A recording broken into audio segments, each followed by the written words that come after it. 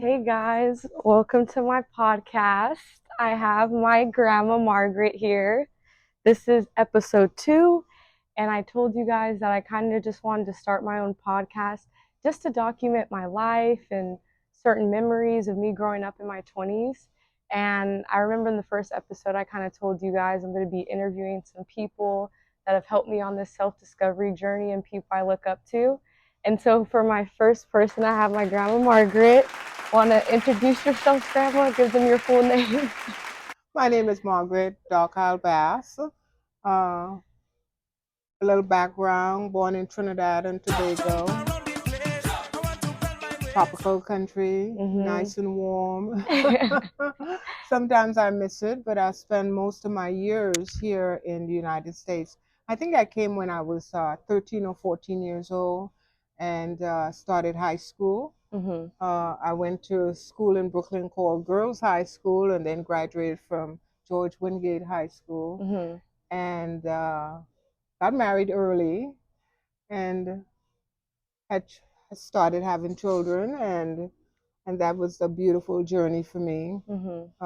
Much to learn as a young bride, a lot to learn as a young bride. How old were you when you got married? Oh, I was 18 years old. 18? Just graduated from high school. My husband then was in the service in the Air Force, so we got married at 18. And I was working. My first job right out of high school was at Metropolitan Life Insurance Company. I worked there and I worked on Wall Street at the banks and started having children and raising children and working in between and all of that. And so, how was that transition for you, like living in Trinidad and then moving to New York?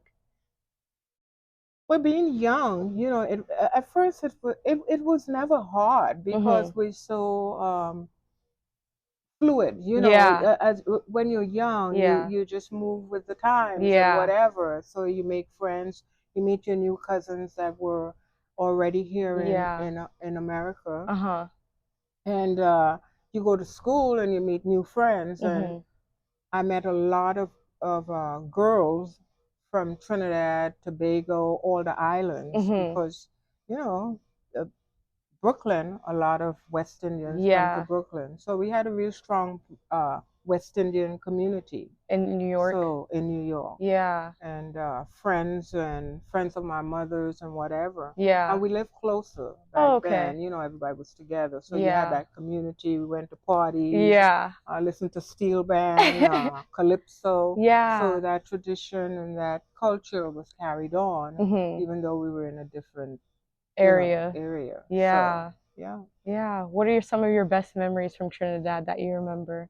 Oh, I love to play. I love fresh fruits, and Trinidad had a lot of fruits to offer in different seasons. Of course, my favorite mango, pineapple, but mangoes, avocados, guavas, chenet. Everything was plums. Everything was growing right around us. It wasn't hard to get. So and they had different seasons of different types of fruits. So I grew up loving fruits, sugar cane, honey, all of the above. So those are my favorite. And I love to play. I love outside. Well, of course, we weren't inside kids. Then we got up, we did what we had to do our chores and whatever. And then you went outside to play. You played with the neighbors and the whole community. So as long as there was a child in the house, we found other children to play with. And we played all day.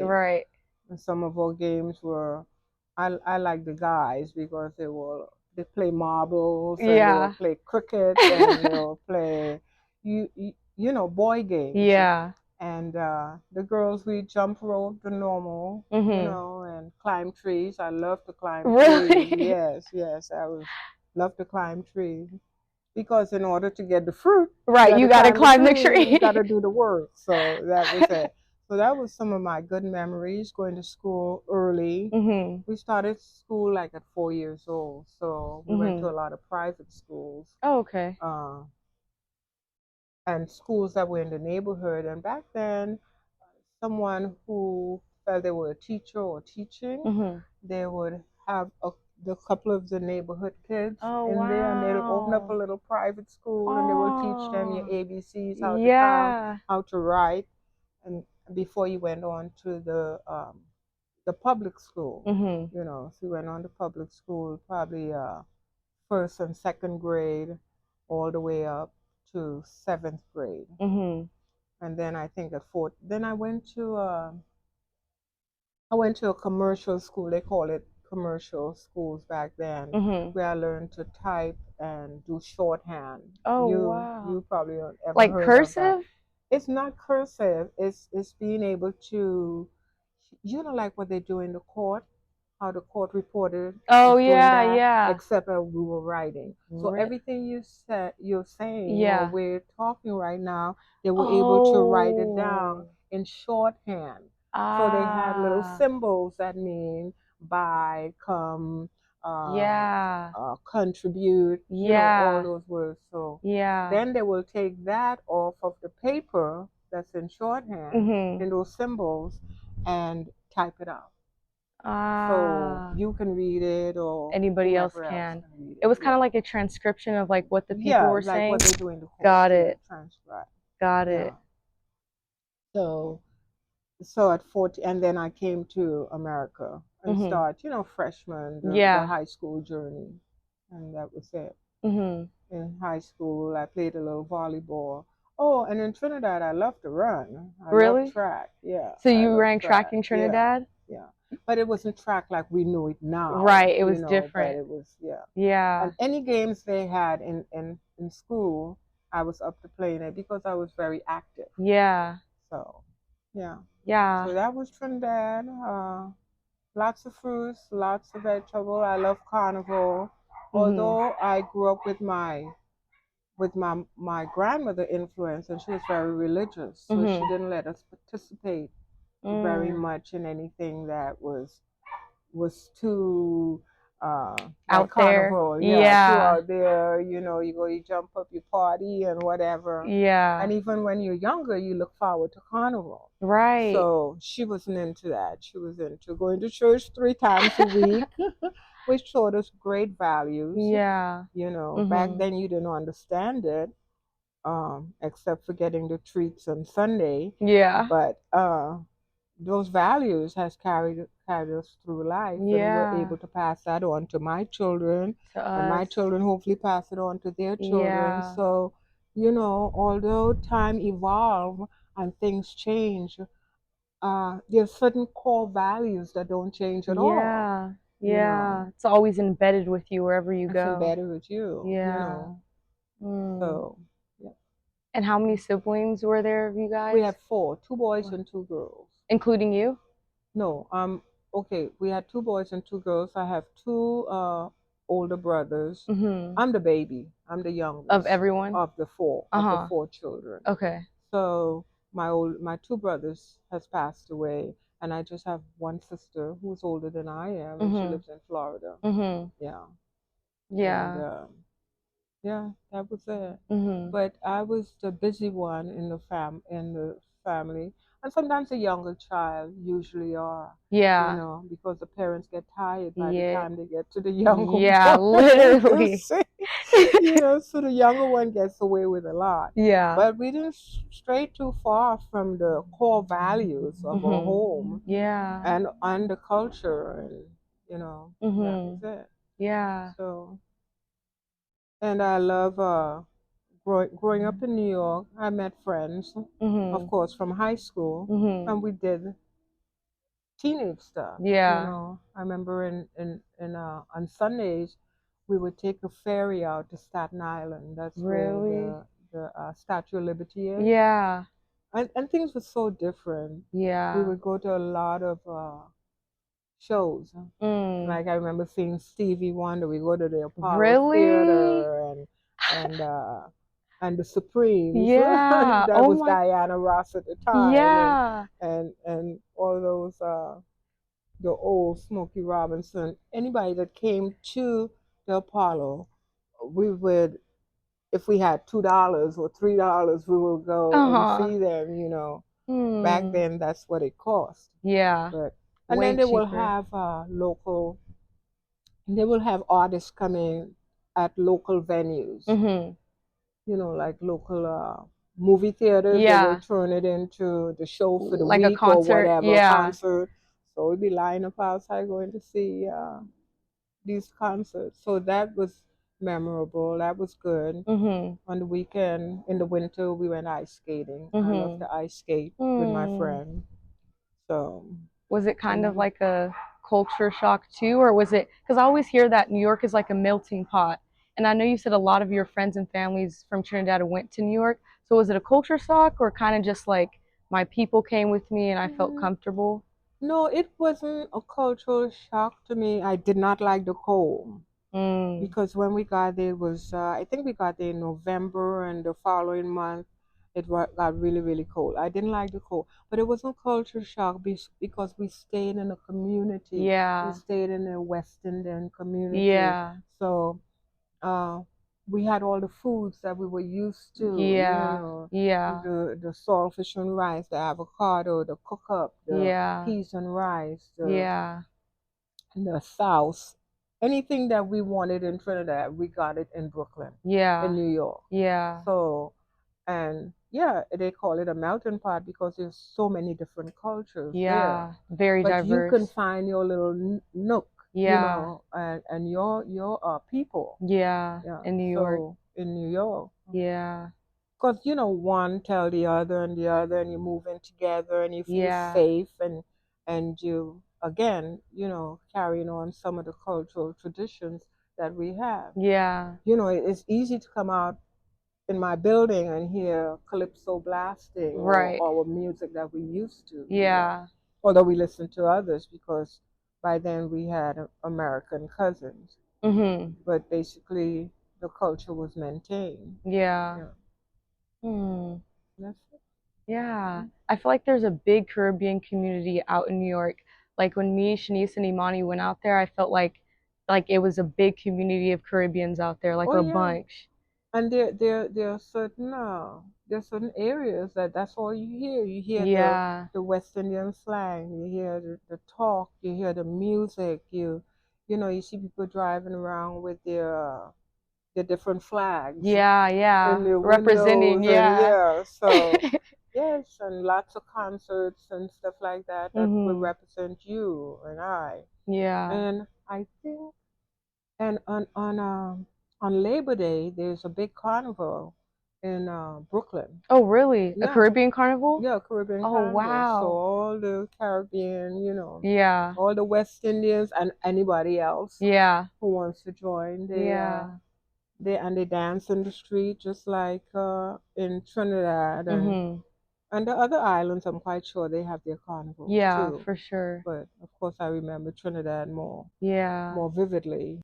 And then you were in New York for how long before you moved to California? Oh my, I probably in New York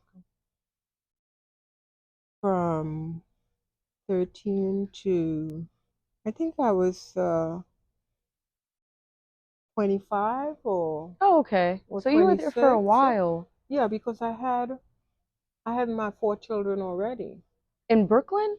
in I Brooklyn, didn't New know they were York. all four born They there. were all born in New York. All four was born in New Oh, York. Yeah. wow.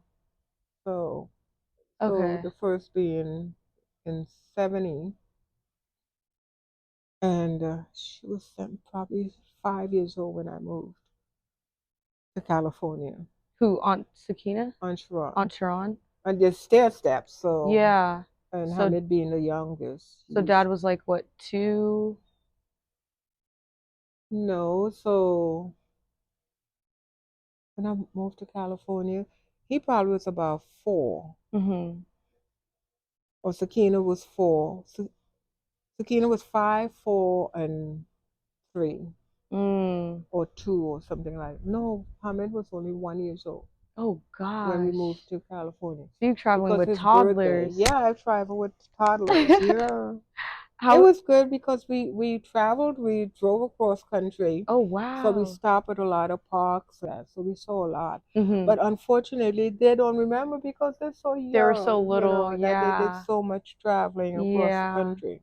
Hmm. So They have to rely on what I tell them. Right, and pictures. Yeah, and pictures. Some Yeah. pictures we have, some we have lost. Yeah. Yeah. And how was that transition from New York to California? Because that's completely different, West Oh, Coast well, and East that is Coast. completely different. Yeah. And it's so funny because people will ask me, you come from New York? Why you left New York?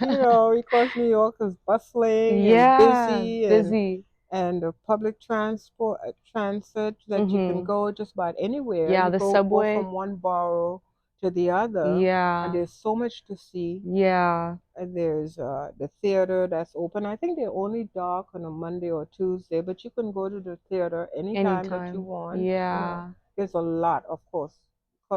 New York is culturally rich. Yeah. So much to see. So, Yeah. yeah. It was a big difference, but the quietness, it seems like I went from that hustling, bustling city Yeah. to a quieter city Yeah. because we moved to Lancaster, which is really quiet. You guys moved there Yeah, first. Okay. moved to the Lancaster, Palmdale area, and back then it was very, very quiet because it Yeah. was an upcoming town. Ah. So, so that was very good Yeah. to me. In Lancaster, that's not far from, it's close to Six Flags area, right? Yes, yes, Because that's where Uncle Kelvin and exactly. them still Yes, live. yes, Okay, yeah. exactly. It was exactly that area. Uh-huh. So, well, we moved to Lancaster. It was a little further off the 14. Mm-hmm. So Lancaster is probably about 30 minutes from Canyon Country, Okay. Valencia, where we Yeah. ended up, where Calvin lives right Yeah, now. because I think he Yeah, still lives in that area. yeah, he still lives in that area. Yeah. Coming down, we were talking about that, and the kids remember going to the school, uh, and the swimming pool and the 7-Eleven, and they Yeah. remember things like that, in that area. And the Yeah. neighbor who lived across the street from us. So Mm-hmm. we moved to Lancaster, Mm-hmm. and then from Lancaster we came down a little further to Canyon Country, which is around Magic Mountain and Mm-hmm. whatever. Yeah. Yeah. And how was it raising four kids like really close to age? Because they were Yeah. all toddlers then when you made that transition. Yeah, but you know what? I didn't feel it much. The one advantage is that my kids are so close that they had their own little group. Yeah, they were close with So each the other. kids in the neighborhood came to our house because I was Ah, kind of protective. My kids didn't go yeah, to just other people's anywhere. house. Yeah. So the kids will come to our house Mm-hmm. and play. So I was always fortunate in the sense that they had each other and they Yeah. played together and kind of grew together to a certain point. Yeah. And that's that. Yeah. Yeah. What are some of your craziest memories with the kids? Because I know Dad told us girls that one time you weren't home and he was running and he thought the screen, yeah, and he ran through the glass They probably were chasing each other. I heard different versions of it. of the Somebody story. was, I don't want to say it on the podcast, but somebody was chasing the other person with some, boogers. And he was running and ran through the glass Uh-huh. or bumping under the screen door, and it fell and cut him, on his Yeah. back. He still has that But scar there. hmm but they were busy. Maybe he learned something from that. Yeah, They definitely. were busy. One of the fun things that they did was in the backyard.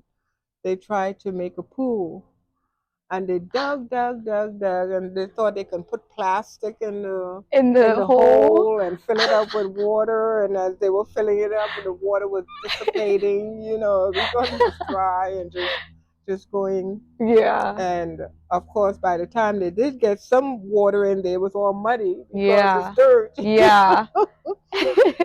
Turned into a mud bath. So yeah, so they played a lot. Hmm. In Canyon Country, I remember having a garden, and they will go out there and get some of the greens, and they will just eat it, rinse it off, and Oh, eat it just really? like that. Yeah, Oh, cucumbers and stuff like that. yeah. What else? When we lived in Lancaster, uh, we lived close to the fairgrounds, so you can see on when any vacation or whatever holidays, you can see the fireworks really good from your porch. Yeah. So that was nice. Because you guys live close to the mountains, right? Not too far. I feel like whenever we go to Six Flags, you could see the mountains right there. Yeah, well, you see the rolling mountains if you're going over the Grapevine. Yeah. But we didn't go north very much. We did a lot of camping. That was all entertainment because it was so inexpensive to do that. To take the whole family out, and you can see the beautiful environment and the woods and the whatever. Wherever we camp, if we camp by a lake, we could enjoy that. Yeah. And we didn't do too many movies because again, the whole family could enjoy each other's out. Oh. And running and playing and just enjoying the outdoors. Yeah. Yeah, we're because we're outdoor people, Yeah, we are. That's why I wanted to film outside, because anytime you come over, you're always outside and admiring the nature. Outside. Yeah. Yeah. And so, what would you call like the way you experience life? Like, if you had one word to call it, would it be like self-discovery, self-awareness, or? Well, all of those above, but being able to embrace change, because there's one thing that's going to happen besides birth and death. It's change. Everything is changing. Everything will change. The way you feel about a certain aspect of your life today is not the way you're going to feel tomorrow, because you're going to have more wisdom. And you would be dealing with things that come up and challenges that come up with more wisdom. Because you can look back and say, that is not important. Because what I used to think that was so important outside of family. That's not what I'm talking about. But I'm saying issues that he says, oh, I'm just going to die. No, I just have to have that or whatever. And you look back on it and you think about, what was I thinking? I don't even like that. Right. It's like a child when they love candy. Guys, so I'm sitting here editing my YouTube video with my family. Say hi, Mom. It's gonna be in the video. And it's gonna not be in the video. It is. And I'm realizing that I keep saying yeah. And I said it about like 22,000 times. So if you made it this far to the video, I love you. Like, comment, share, subscribe. And I appreciate you guys listening to all the Ready? 3, 2, 1. Okay, bye. Candy, anything sweet. And then you get to a certain point in your life that you don't even look at a lot. Right. You don't care like for candy. it. You don't care for it. And that is life sometimes. The things that we thought was so life-threatening and we would never be able to get over moments in life, you will get over it, but you will forget about it. And the one thing I have to say is you pick your battle. Change will always happen. Every day we change. I tell my girls, I tell my children, will tell you, you look at your grandparents and you will be them tomorrow. But you will have a different set of knowledge. And you will be able to maintain yourself in a different way. So yeah. You have a different outlook on life. Definitely. With more wisdom to decipher things. And as parents and as a mother, I always wish, I wish I can save my kids from that heartache. Or save them from walking down the street. I already paved the way. All you have to do is get in line. You don't have to cut through the mountains by yourself. I already did it for you. But no, it doesn't work that way. You have to let them go on. And another thing I always say is that I'm a certain way. I have a certain philosophy about myself and with acting out or whatever. And what you do is you take some of the values that I have given, you take some of my way of life, and then you decipher it, and you take the good part of that, and you take that and the ones that you can't use, don't use it at all. So and always remember that no child comes with a book. of how to do it. Everyone's different. Everyone is different. Yeah. Yeah. I think one value you definitely instilled in our family, at least for me, like just being very present in the moment. Because, in my first episode, I was talking about how time is not promised and time just goes like that. Like, even reflecting in the group chat we have when we send videos of us when we were younger, I'm like, wow, like it went by so fast. And I feel like that's something I try to practice in my own life. Like, even having you guys here, like I was so excited, just being with family and being present because tomorrow's never promised. So That's just right. value the time that you have now. And pick your battles, because that's what I was saying a few moments ago, that what you were thinking that was so devastating does not have any, don't move you today. It's You've moved on. crazy. And that's all part of your learning and the knowledge gain that you have gained in order to reflect back, and says, oh, that wasn't important. Why did I waste? Well, that's part of a learning process too. Yeah. Like sometimes I'll journal in my little journal. Damien got me this journal for my birthday, and I'll journal. And last week I was looking back at the journal, and it was a year ago today, and I was reading it, and I was like, wow, like I've changed so much. Like sometimes I'm like, dang, I still feel like I'm on this same journey of change and healing. But then when you reflect back, it's like, wow, I'm handling situations differently now as I'm maturing, And I think something that really stuck out to me when I moved from California to Virginia is when I came back. I left as a senior in high school and I came back as a graduate. And then I noticed like some people that I was close with, they were still in that same boat. They were still a senior in high school. Seems like they didn't move. Yeah, which is fine. Everybody's journey is different, but it's just crazy to see the change, and how you evolve as well. Right. Moving, experiencing life and different people. So, yeah. And that's what I'm saying. The one short thing is change. Yeah. And evolution is going to take place whether you understand it or not. Yeah, it's always going to happen. It's moving on. Yeah. So, and the knowledge you gain, you pass on to others. And then the other thing I would say is that whatever you gain in life doesn't belong to you. It's not yours.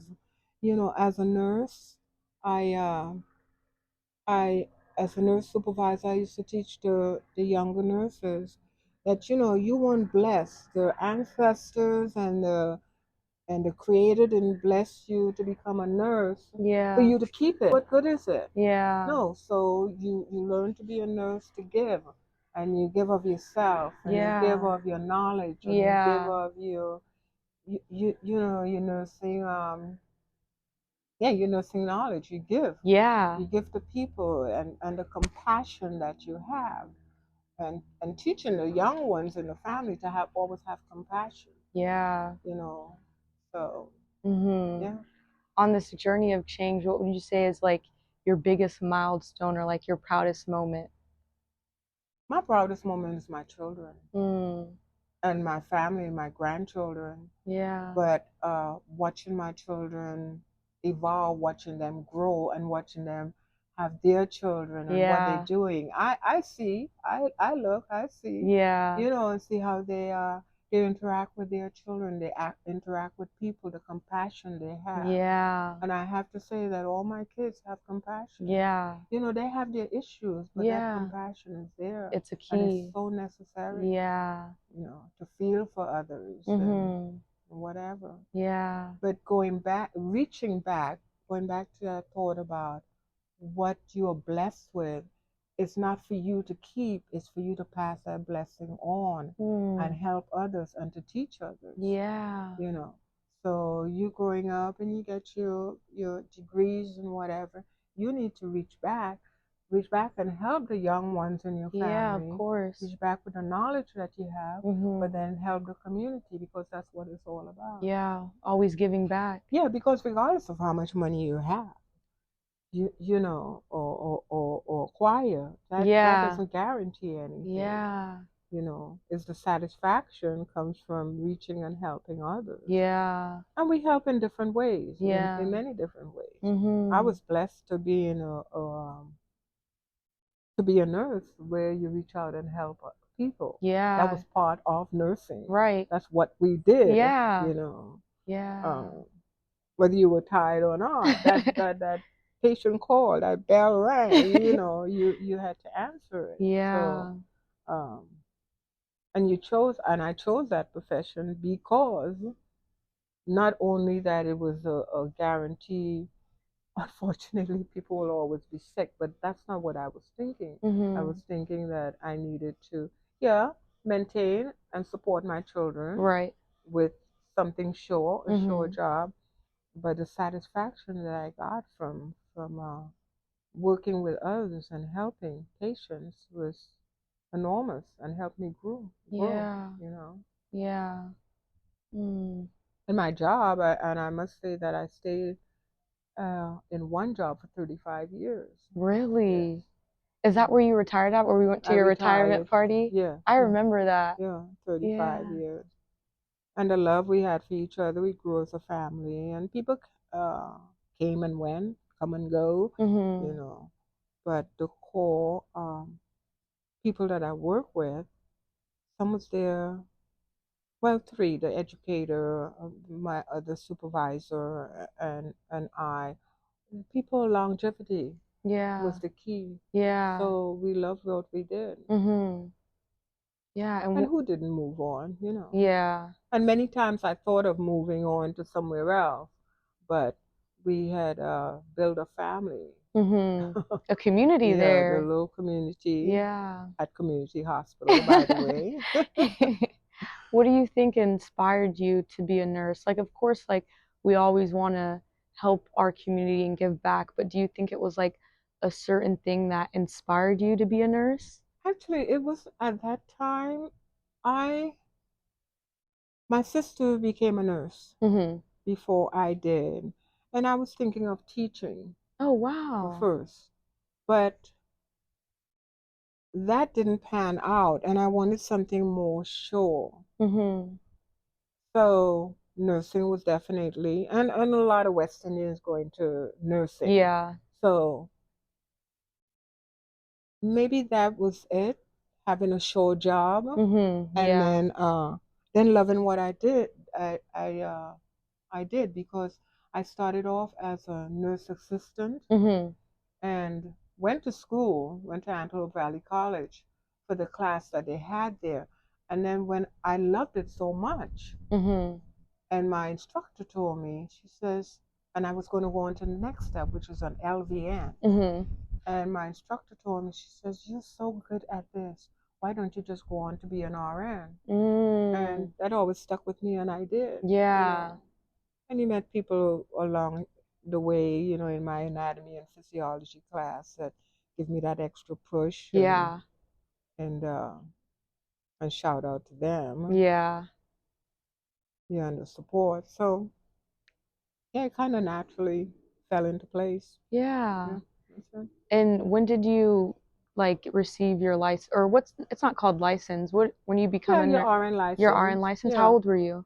Oh my goodness, I was an old woman when I received my license, 30 something. 30 something? Yeah. It was like 30, 38, I think. Yeah. I went to a city college at first and got my license there. My RN, yeah, from a city college, and then I went on to a state college and got my bachelor's degree. Okay. Yeah, and then some other certificates in between because I was a certified rehab nurse, so I had to sit for that also. Yeah. And being on this journey of change and forever evolving, what's something you'd love to experience again, if you could? Skydiving. Really? Grandma, you went skydiving? I would say I want to skydive, but I always wanted to do a lot of traveling to different countries. And I still say I need to touch down on Africa. Yeah, I remember we were talking on the phone last week. You were saying that. Yeah. Yeah. So waiting for one of my kids to go to Africa so I can go with them. Yeah. I have a cousin that travels a lot. She has been all over the world, and she just traveled. Her name is Teresa. So she travels with groups. So she's been everywhere you can think of. It's like every year she decides, so every 2 years. I think COVID slowed her down for a little bit. Yeah. And after that she's on the road again. Yeah, traveling. Traveling. Yeah. You know, seeing people in different cultures and whatever, because in your mind, and it helps you grow. Yeah. Because in your mind you think everybody's just like you, you know. Yeah. Everybody eats just like you. Yeah. Well, you have a lot of exposure now on television and Yeah. watch shows and whatever. So you know that cultures are different. But being there and seeing people in their own environment and whatever, it It's helps. different. Yeah. Yeah. Your mind grows. You know. Yeah. Yeah, I feel like even me going to Virginia, like the people over there are just so different than people in Cali, like completely different. And I was like, wow, like if I'm able, even going to Trinidad, it was different when we went. Definitely. And I can imagine like going to like even just traveling more and exploring, like everybody views life in different ways, different perspectives, Definitely. and it's so Definitely. interesting. Yeah. Yeah. But everybody needs love. Everybody neneeds air. Everybody Yeah. needs water. You Yeah. know. So there are a lot of commonalities. You know. Yeah. But how we acquire things are different. You Yeah, know. for sure. Yeah. Languages are different. You learn. Mhm. You know, some people speak with their eyes. Some people speak with their With their hands, hands. You yeah. know. Some people smile a lot. Yeah. Do you have any regrets in life looking back? Like anything you wish you could have changed differently or had a different outlook? Sometimes I wish I had gone to college, higher education, right out of high school. Uh-huh. You know, do the transition that you guys do, and uh, maybe becoming a doctor. I don't have any regrets because my journey, the beginning of my journey, has put me where I am today. Right. So Yeah. to look back and say I regret this, I regret that, and I didn't think I did anything too bad in life. More like disobeying my parents. Yeah. You know, I think all teenagers do a little bit of that. Other than that, I really don't have any regrets because I move forward, Yeah. you know, and any challenges that was back then is back then, but it was a learning, you Yeah. know, you learn from that learning Yeah. situation. Are you a So that's how I look at it. Yeah. Yeah. Would you say you're kind of a firm believer in like the way it happened was meant to be, like It your was meant life? to be. Yeah, the It way was it, meant to be. yeah. Yeah, it was meant to be that way. Yeah. Yeah, who would think? I sometimes I reflect back on my life as a child in Trinidad and the journey through coming to America, meeting the kid's dad, and where I am today. You know that Yeah. all that was meant to be. Yeah. Everything is meant to be. Yeah, Yeah. but we do Yeah. our part. We work. We have to work for it. Yeah. And like my mother will say, hard work is very necessary, and hard work don't kill nobody. That's Right. what she would say. Don't tell me that when I'm the one scrubbing the floors, you know, hard work wouldn't kill nobody. That's what she would tell you when you complain, you know. Yeah. Mm. And, I just turned 23, and I feel like a main reason why I wanted to start this podcast, because, like, I feel like I've been learning so much. And of course, like, I still have years to go, but Wide open book. yeah, but I feel like I've learned so much on this healing journey and discovering myself. And that's kind of why I wanted to have you on the podcast, because I know, you lived so many different lives and different perspectives and changed and forever evolving, and that's why I just wanted to gain some of your wisdom from my podcast. Oh, okay. And Well, I hope this is not the end of it. You know, you're yeah, always learning. My yeah, kids are always learning. You can definitely call me anytime. You know, yeah, I don't care what time of night it is, and yeah, say, "Hey, Grandma, what do you think about this?" You know, yeah, and I'm there for all my grandchildren. yeah, Unfortunately, it's not like when I grew up that everybody was close together, in the neighborhood. We live here, there, and everywhere. This is the American way. I have my sister who I would love to be with and spend more holidays with her, and she loved to garden. I would love to garden with her and stuff like that. She lives in Florida. So I have to settle for once a year or once every 2 years. I have children live in Virginia and children live, San Diego, Maryland, is hours away. But that's life. In America. What is one piece of advice you'd give your younger self? Because I'm 23, so what's one piece of advice you'd give your 23-year-old self?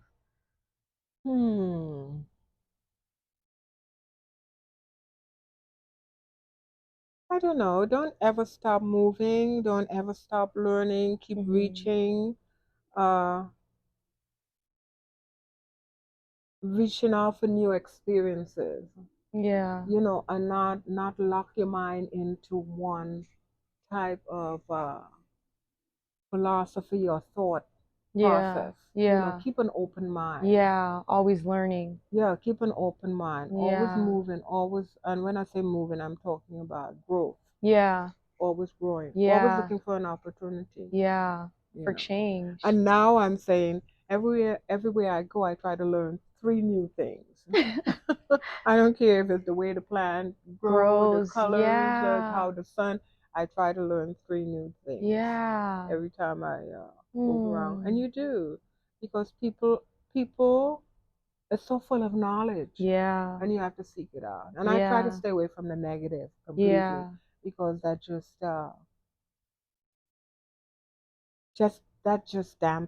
dampens your soul. So I try to stay away from negative stuff. I listen to people and I don't judge them. So people may say, and if it gets too much, I say that's too much for my psychic right now. And you move on. Not like that. But you listen to a certain point. Well, thank you, Grandma, for being on episode 2. You're my first guest. So I'll definitely have to send you a video after. But yeah, I just wanted to gain some wisdom and knowledge. I feel like in my 20s, I'm learning so much. Like, I feel like it's not a tough place to be, but like in your 20s, like after college, everybody's journeys are so different, Like, I have friends who have a 6-figure job. Then I have friends that aren't in school but are working. I have friends that are like, I'm in my master's program, So I feel like I'm forever evolving and changing. You definitely are. And it's not hard being in my 20s. I love it. I love the change. I love being in difficult moments, good moments, but I kind of just want to gain as much knowledge as I can in my 20s, But like you said, your children, they were on their own path, and they may have made a mistake, but you just let them grow. And they have to, because those mistakes, are they really mistakes, or they were growth opportunities? Opportunities when you to look grow. back, You're right. that was an opportunity to grow. How would I do that differently? So One quote that I end my video with, it's to love somebody is to attend 1,000 rebirths. And I feel like that quote really sticks with me in my 20s, because I feel like, as we're growing and evolving, we're learning so much. Like, even me being in my therapy program, I have learned so many different perspectives, And I feel like as I'm growing, my friends are growing, we're having so many rebirths, as we're getting older. So I feel like to love somebody is to attend all those rebirths. That's beautiful. And look at the people, look at the family members ahead of you. Remember that I got some of that DNA. Maybe that's what I'm going to look like when I'm 76 years old, 75, 76 years old, And take care of yourself. Self-care. Very, very important. Sometimes we take care of everybody else, and we forget to take care of ourselves. Every day you get that one moment when you wake up in the morning and you say your affirmations or whatever, and you can spend 10 minutes to yourself. Some people could only get 5 minutes where they're just at peace, with yourself. If you can do 10, wonderful. If you can do an hour, oh my God, yes. Yeah. And you better do it now, because once you have little children, like I had 4, that's the end of that. I know. Yeah. Definitely cherish. Yeah. Cherish being in the present. Cherish those moments. Yeah. What's one favorite memory you have of me growing up? Or like a crazy story of me to end it off? No, I don't want to say it when you bit me on my lip. Oh my gosh, I forgot about that. You had your little tooth, and I went to give you a kiss, and you just sunk in, boy.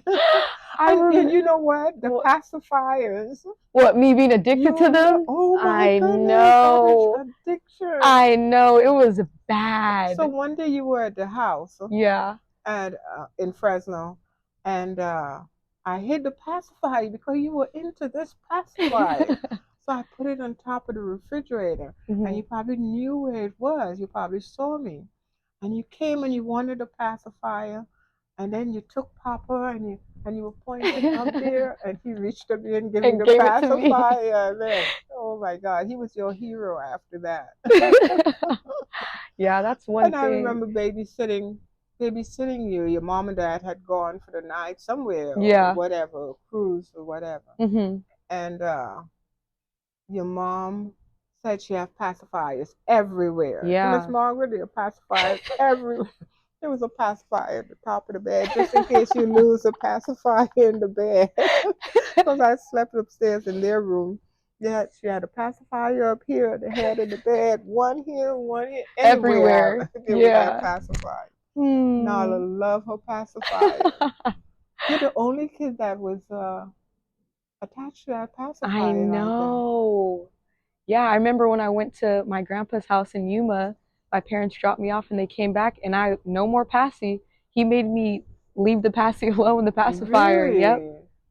Once they picked me up, so did you cry a lot? I can't remember. I think I was too young, but he used to sing the song, "No more passy, no more passy."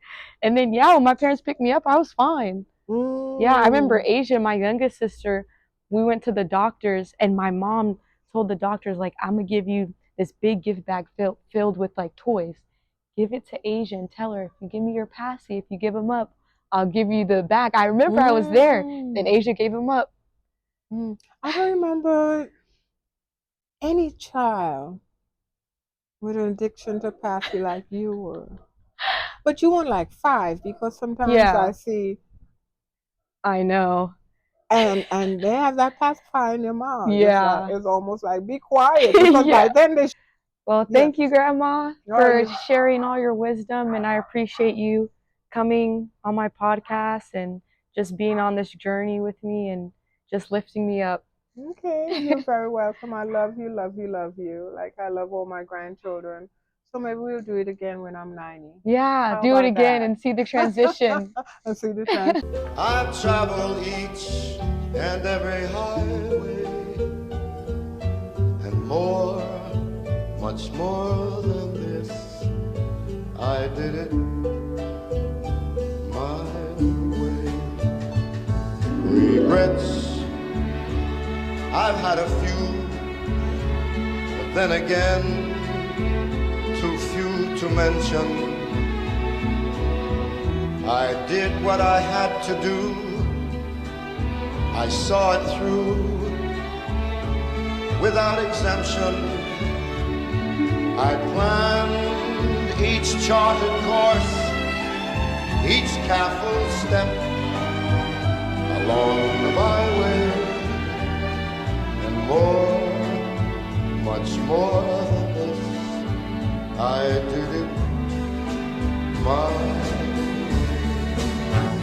Yes, there were times, each charted course, each careful step along the byway, and more, much more than this, I did it my way.